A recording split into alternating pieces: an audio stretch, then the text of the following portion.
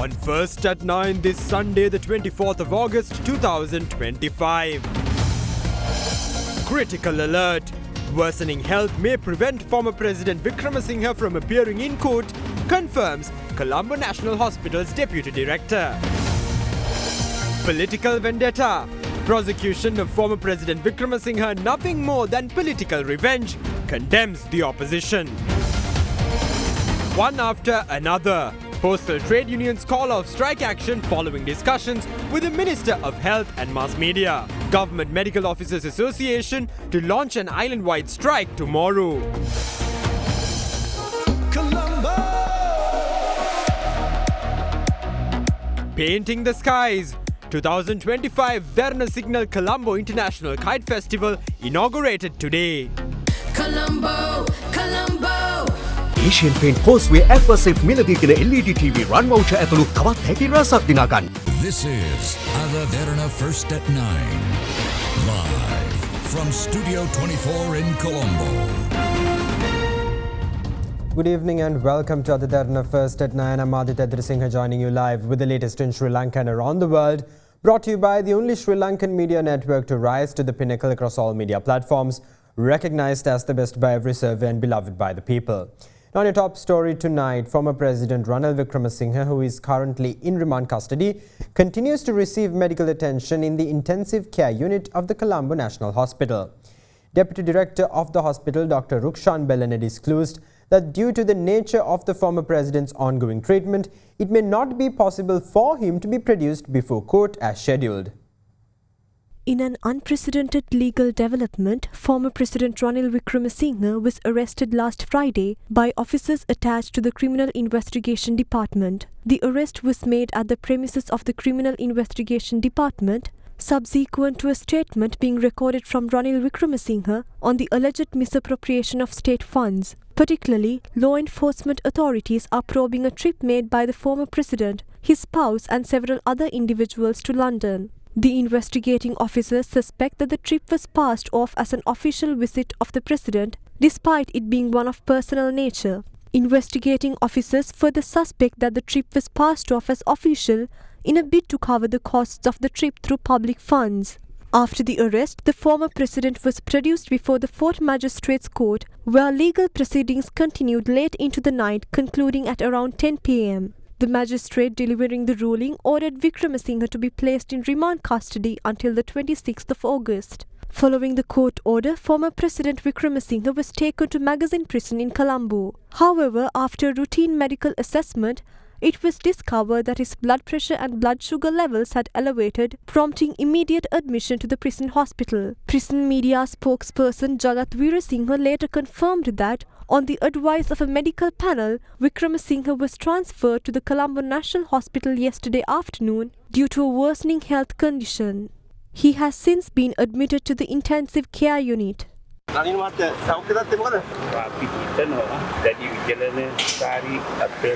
We believe minor complications have developed, likely triggering by episodes of severe migraine. Elevated heart rate and low sodium levels affecting kidney function were also observed. We will be able to transfer him back from the ICU in a couple of days. However, he will remain under close medical supervision.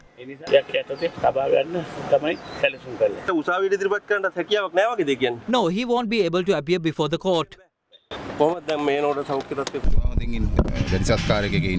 He is doing much better now. However, due to his current health status, he remains under intensive medical observation.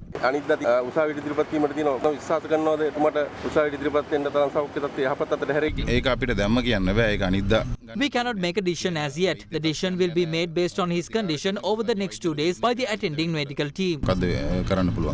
Meanwhile, political figures and party leaders visited the Colombo National Hospital today to check on the health of the former president.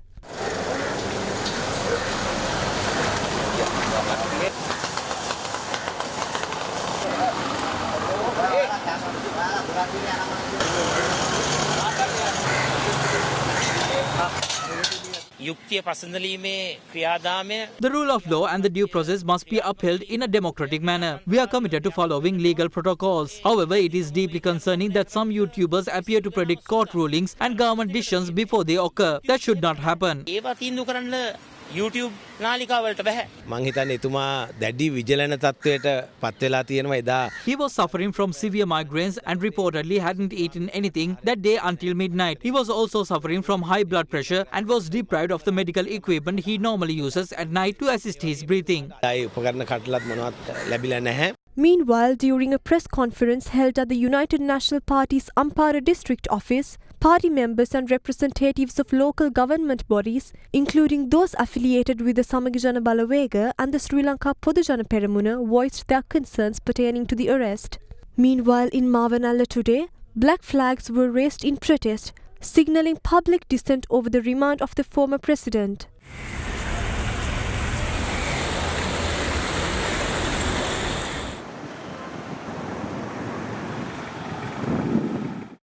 A Bodhi Puja ceremony was held this afternoon at the Valukarama Vihara in Kollupitiya, invoking blessings for the swift recovery of former President Ranil Wickremesinghe.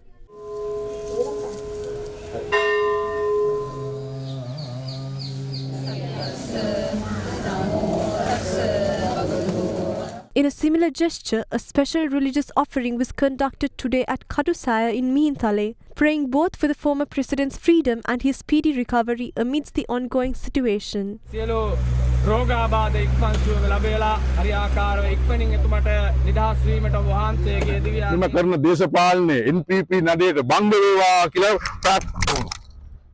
රුපියල් 8900ක මාසික වාරිකයකට brand new TVS Excel 100 යතුරු පැදියක් ගන්න. Now, in the wake of former President Ranil Wickremesinghe's arrest and subsequent remand, opposition parties jointly convened a press conference today under the theme "Let's Defeat the Constitutional Dictatorship." Opposition representatives unanimously condemned the incumbent government's prosecution of the former president as nothing more than political revenge.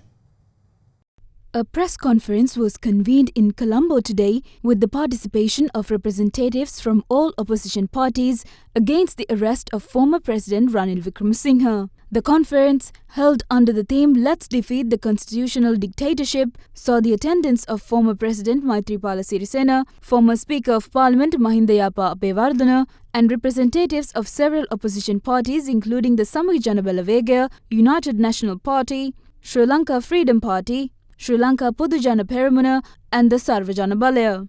United National Party General Secretary Talatha Attukorala read the statement by former President Chandrika Bandaranayake Kumaratunga.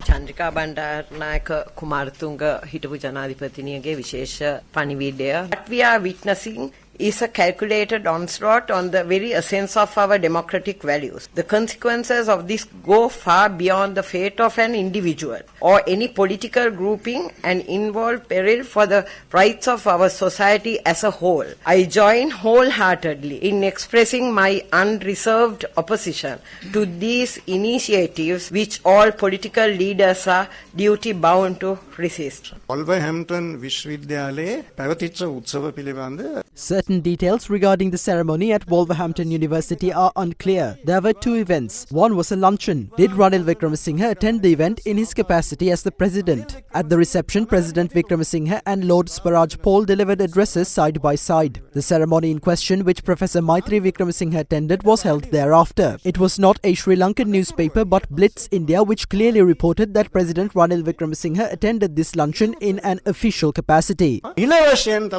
Ranil Wickremesinghe ජනාධිපති සහභාගී වුණේ ඒ දිවා භෝජන සංග්‍රහයට. For those who are versed in politics, the democracy of our country has become a major question in the context of the country's current path. We can see the features of a democratic society slowly eroding away. It appears as if the finishing touches are being made to the casket in which democracy is to be buried.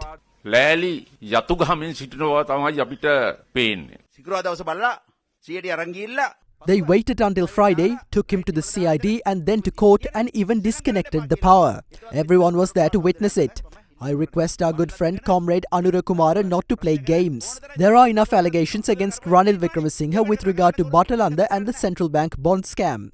Those who level those accusations are present here. No one would object if action was taken against those cases.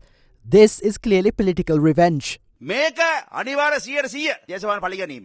particular incident, the way in which it has happened and certain statements that have been made by responsible people before the event and some irresponsible people before the event. And what has happened ultimately shows there was a clear intention to humiliate a political personality to get some applause from the gallery. This is how we see it. Despite our contrasting ideologies and the fact that we were in the opposition at the time, we respect Ranil Wickremesinghe as the leader who toiled to uplift the country in its time of crisis. It is because of him that this government is emboldened to speak about $6 billion worth of foreign reserves. It was under his leadership that the hunger of the people was satiated. This is an operation completely orchestrated by the JVP headquarters. It was executed by BR, not the previous government's BR, but this government's BR. Shani Abesekara was actively engaged in politics with the JVP. It would have been understandable if he was simply reinstated to his previous designation as reparation for the political revenge which he was subjected to. However, what is happening now is that he is being used to hunt down Ranil Wickremesinghe, with whom he had a clash of ideologies. The head of the CID waited in court for 5 hours. What is happening? අපරාධ පරීක්ෂණ දෙපාර්තමේන්තුවේ ප්‍රධානියා ඉන්නවා උසාවියට වෙලා. මොකද්ද මේ වෙන්නේ? ජනතාවට බොරු පොරොන්දු දීලා. The government which came to power off the back of false promises have understood that they have been unable to achieve anything and are attempting to maintain their grip on power by suppressing their opponents. තමන්ගේ බලය පවත්වාගෙන යන්න. ජනාධිපතිතුමාට මුදල් ඇමති හැටියට The incumbent president, in his capacity as the finance minister, was accused of negligence because even though the finance ministry's investigation committee recommended an audit into the controversial clearance of containers, he has yet to do so. In such a context, we view this act not as proof that the law is being enforced equitably, but as direct political revenge. The incumbent president engaged in several overseas tours. Some firms which he spoke with during those visits were given tax concessions worth trillions. What is the legality of that? Aren't public assets being spent on his foreign trips? There is no greater joke than the party which set ablaze an Iranian vessel en route to the port of Colombo in 1982, proudly acknowledged that they destroyed a vast amount of state assets during 1988 and 89 and took to the streets in 2022 to set the parliament ablaze, arresting the former president under the Public Property Act. Separately, SLPP national organizer MP Namal Rajapaksa and Sarvajana Balaya leader MP Dilip Jayavira also commented on former President Wickremesinghe's arrest. Ranil Wickremesinghe Mahathayai, Anurukumara Mahathayai. Ranil Wickremesinghe and Anurukumara were playing this game together since 2008. In 2015, they formed the Good Governance government together and shared political stages. They were also in league during the time of the central bank bond scam. This conspiracy continued during the 2019 election as well. Ranil Wickremesinghe strategically contested the last election as a candidate to ensure Anura Dissanayaka's victory. Ranil Wickremesinghe thought they were playing this game based on a set of agreed upon rules. However, he should have known that Anurukumara was playing an altogether different game. Cricket ගහනකොට ওই විදියට තමයි out වෙන්නේ කියලා. පහුගිය කාලේ අපි දැක්ක ආණ්ඩුවේ මැති ඇමතුරු ඉඩම් ගත්තා පිළිබඳව. We saw during the past cases of government ministers and MPs obtaining lands, pending legal proceedings against them, call tenders being altered and the rocket debacle. To conceal these facts, the government is clearly trying to direct public opinion elsewhere. The government must stop this act of vengeance. පලි ගැනීම ආණ්ඩුව නතර කළ යුතුයි.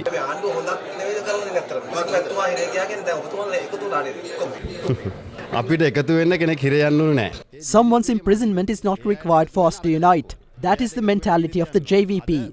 They need a struggle and arson to unite. The opposition has united not to accomplish our diverging goals, but to establish a political movement to rebuild this broken state, ensure public security and safeguard democracy. Although it is said that there are no friends or enemies in politics, at present we can't distinguish between who is a friend and who's a foe. In 2005, we were allied with the JVP. In 2005, we were allied with the JVP. In 2015, Ranil Wickremesinghe was allied with the JVP, and in 2022, we allied with Ranil Wickremesinghe. Now in 2025, Ranil Wickremesinghe and the JVP have become enemies. The people must be wondering about these complex relationships. They talked about the central bank scam and Batalanda, but he was ultimately arrested over a layover. Now on the same note, Indian Congress MP Shashi Tharoor voiced concern over the arrest of former Sri Lankan President Ranil Wickremesinghe, describing the charges against him as quote-unquote trivial. Taking to X today, the Indian MP called on the Sri Lankan government to abjure the politics of vengeance. He urged the people of this country to treat their former president with the respect and dignity that he deserves after his decades of service to the nation.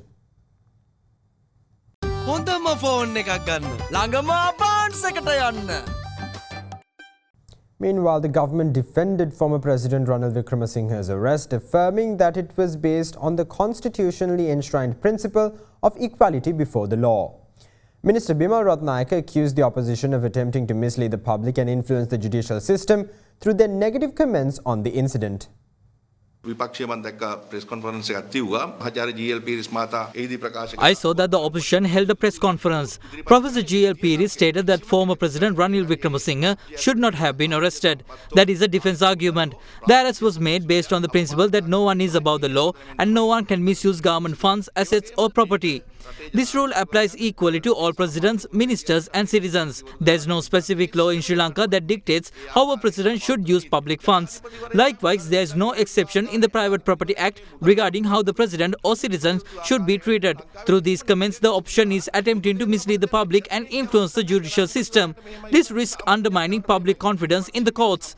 The efforts to portray this case as politically motivated are affecting the independence of the judiciary. President Anura Dissanayake, during his presidential campaign, promised to eliminate corruption, fraud and crime and to file cases against injustices faced by the people of the country and deliver justice. Now that this journey has begun, the opposition is attempting to build barriers and create a narrative that contradicts the legitimacy of the judiciary.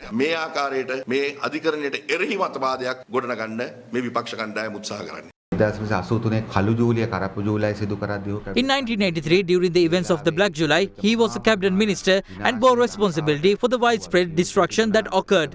Yet he was never arrested for that. During the 1988-89 period, nearly 60,000 individuals were killed. The Batalanda report is still under investigation by the Attorney General and again no arrest was made. Then came the bond scam. It is evident that it occurred under his administration, but he was not punished for that either. He should have been brought before the courts nearly 40 years ago. That is now finally happening and investigation officers are proceeding without fear. He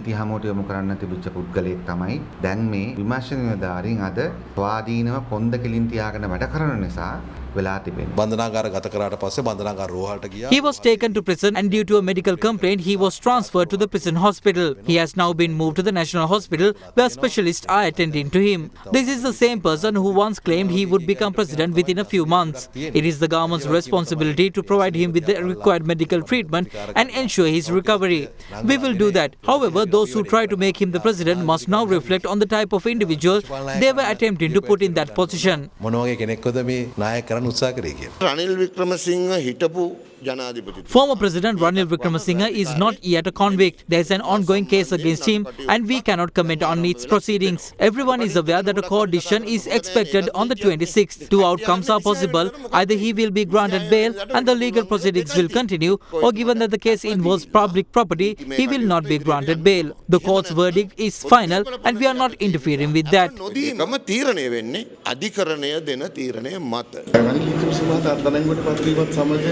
දේශපාලන නායකයෝ සියලු දෙනාම එකට එකතු වෙලා සාකච්ඡා කරලා යම්කිසි ආකාරයක එකතුවක් ගැන කතා කරනවා.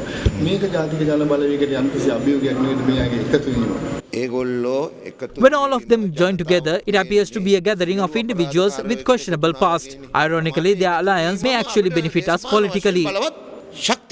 සුදා මේ ඔව් කොහොමද මෙහෙම අධිකරණයෙන් දෙන නඩු තීන්දුව සහ මේ මං හිතන්නේ අපේ රටේ සමාජ Many people on social media make predictions. Some even go as far as announcing the death of people before they have actually passed away.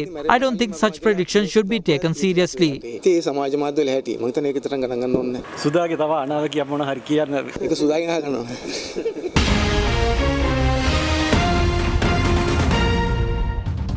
Welcome back. Now in other local developments, the Government Medical Officers Association reveals that it will launch an island-wide strike from 8 a.m. tomorrow. In the meantime, the postal trade unions called off their strike action today at 4 p.m. after holding discussions with Minister Dr. Nalinda Jayatissa. Trade union actions launched by several unions continued undeterred today over 19 key demands. The protesting unions include the Postal and Telecommunications Officers Union and the United Postal Trade Unions Front. The postal workers on strike met Subject Minister Dr. Nalinda Jayatissa today and discussed their grievances. Afterwards, the minister and representatives of the unions on strike shared their thoughts with the media. The postal officers' trade unions recently announced that they are ready to hold discussions with the minister and bring an end to their strike action. They outlined two key demands.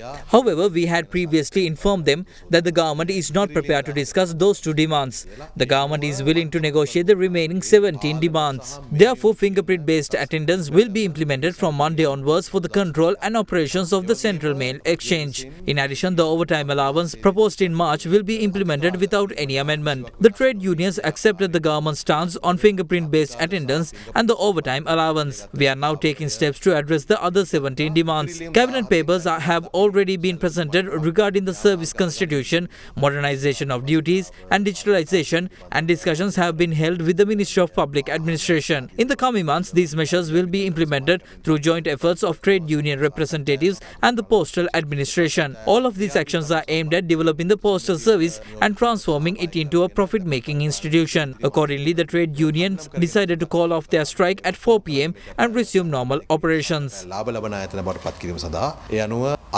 සවස 4 සිට තමන්ගේ වෘත්ති සමිති ක්‍රියාමාර්ග නතර කරලා නියමිත පරිදි රාජකාරී කරන්න සියලුම වෘත්ති සමිති එකඟතාවය පළ කළා. ගරු අමාත්‍යතුමා සමග පැවති සාකච්ඡා Based on the agreements reached during our discussions with the minister, we have decided to call off our strike action today, which began on the 17th at 4 p.m. We presented 19 demands and the minister instructed the Postmaster General to provide solutions to 17 of them within a month. We've also provided a letter outlining the specific order given to the Postmaster General. However, the minister did not agree to address the issues concerning fingerprint-based attendance and overtime allowance. Considering that the use of fingerprints to mark attendance is state policy, we have no intention of opposing its implementation. At the moment, fingerprint machines are being installed at the Central Mail Exchange. Accordingly, in the coming weeks, we will monitor issues that may arise and will intervene accordingly. Meanwhile, the Government Medical Officers Association announced that it will commence an island-wide one-day strike action tomorrow based on several demands. The strike action, which is set to commence at 8 a.m., will not include cancer hospitals or maternity and children's hospitals. At the moment, several issues mar the proper assignment and transfer of doctors between hospitals. Particularly, several issues have confronted the assignment of doctors to hospitals in remote areas. However, 134 hospitals have suddenly been removed from a list of hospitals set up in remote areas. We consistently raise concern over the possible closure of these hospitals. However, the Deputy Director General of Health Services and the Director General have still not taken necessary actions to address these concerns. On August 18th, a circular was issued invalidating all domestic and foreign leave. These decisions will adversely impact doctors and the general public. Sri Lanka's healthcare industry will be decimated. Minister of Health Dr. Nalinda Jayatissa shared his thoughts on the impending GMOA strike as well. They are open to negotiate their concerns. I believe the recent postal strike might have told them a thing or two about the public's reaction to unfair strikes. Now, the 2025 Derana Signal Colombo International Kite Festival, the largest international kite festival in Sri Lankan history, was held at the Golfers Green today. A large crowd, including over 500 local and 50 international competitors, gathered to showcase their skills and creativity, offering Sri Lankans a true international kite festival experience. Derana Signal Colombo International Kite Festival 2025. This morning, the skies over Golfers Green, Colombo eagerly anticipated thousands of kites to take flight, powered by the wind, ingenuity and creativity.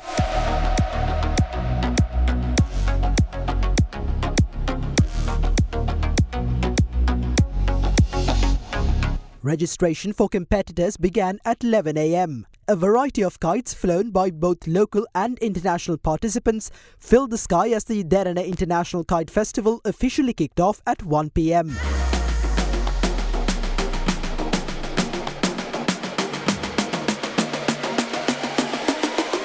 Proudly presented by TV Derana, the festival was organised in collaboration with the Sri Lanka Tourism Promotion Bureau and the Sri Lanka Police. A total of 500 local competitors participated alongside 55 international participants representing 25 countries, including Australia, Germany, China, India, Malaysia, Indonesia, the Netherlands and the Philippines.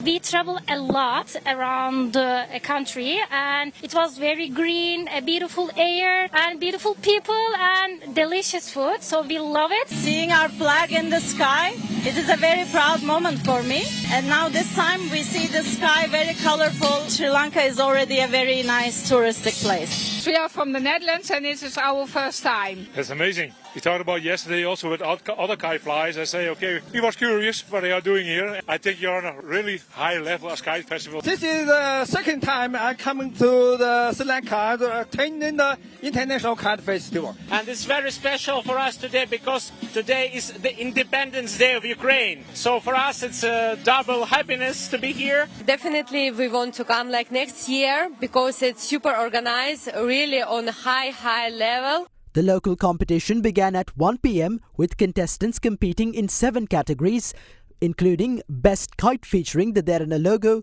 Most Creative Kite, Most Beautiful Kite featuring the Signal logo, Most Colourful Magic Kite, Sun Crush Magical Sri Lanka Kite, Best Night Kite and the Ritzbury Under 15 Most Beautiful Kite.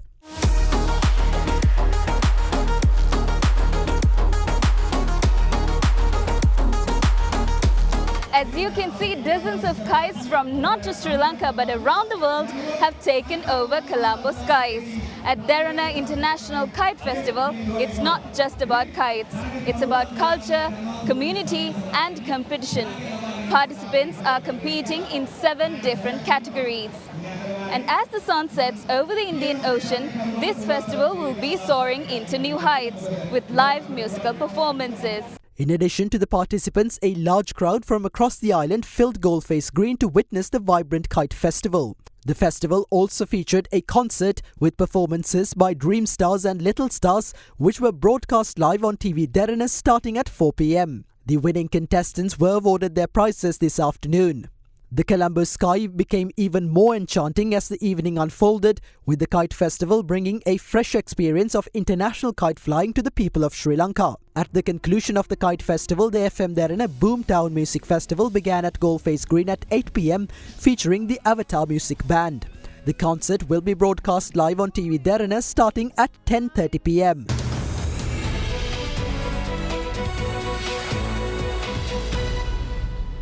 Welcome back. Now in your business news, the Sri Lanka and Maldives edition of world-renowned Professor Philip Kotler's book Essentials of Modern Marketing was launched, featuring TV Derana as one of its Sri Lankan case studies. Professor Kotler's book features 20 Sri Lankan case studies which provide localized insights into successful branding strategies, serving as invaluable resource for businesses, students and marketing professionals throughout Sri Lanka and the Maldives. Professor Philip Kotler is an American marketing author who has written over 80 books and is fondly known as the father of modern marketing.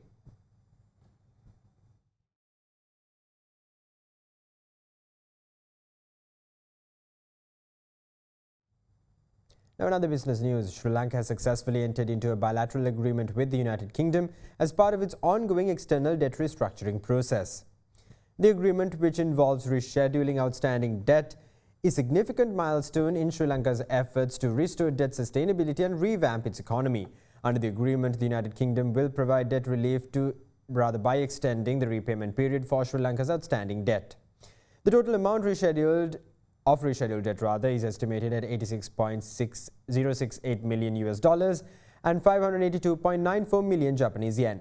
The diplomatic exchange of notes took place at the Ministry of Finance between Dr. Harshana Surya Peruma, Secretary to the Ministry of Finance, and British High Commissioner to Sri Lanka, Andrew Patrick, representing the United Kingdom. That's all the news we have for you tonight. Thank you. Have a great night.